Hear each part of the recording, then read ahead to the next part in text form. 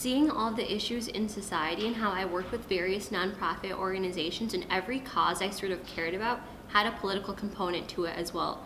And I realized that the only way to really implement tangible, practical change is through public policy. So when the idea came up of possibly running for office and being able to do something and make an impact at a scale this large is what my motivation is. And now something that keeps me going is my team, 100%. Seeing that, like, just the movement and excitement that's been generated as a result of my campaign, it's what keeps me going.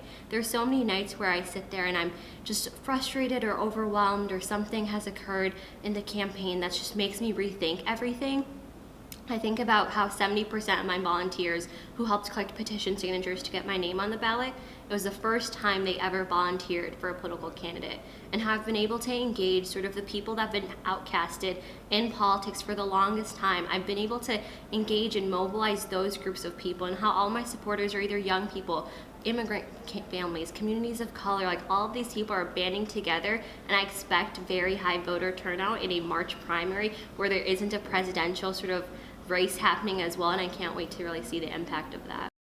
So petition season started September 5th.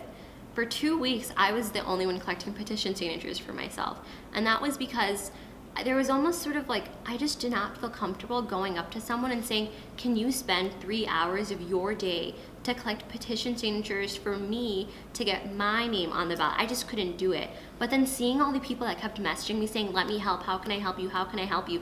Now I'm finally in this place in the campaign process where if someone asks me, what can I do to help? I have like a list of 10 things, like, here's what you can do to help. Earlier on, I was so uncomfortable asking people for money, asking people to give their time and assistance in any way, because I just felt like selfish almost.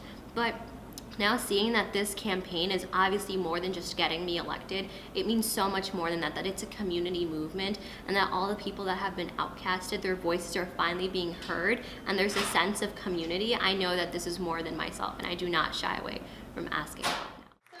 When I first contacted Holiday Inn and said I'm hosting a fundraising dinner, this is similar to my story from last time, but it's better. I said, I'm expecting 200 people to come. And they were like, okay, here, you can have one banquet hall, sounds good. And I sold out, surprisingly, because claps for you all for coming. And then on popular demand, a lot of people said, we want to come, where can we get a ticket from? And I said, you know what, $250, like, I'll push it a little, let's see what Holiday Inn can do. They put up 5 more tables for me. And I was like, yes, they didn't even upcharge me more for that. So it was great. I was like, this is awesome. And then the demand was still there. And then now in this room, we have 350 people who bought tickets, and I have some people standing. So it looks like we have 370 people in the crowd today. So thank you.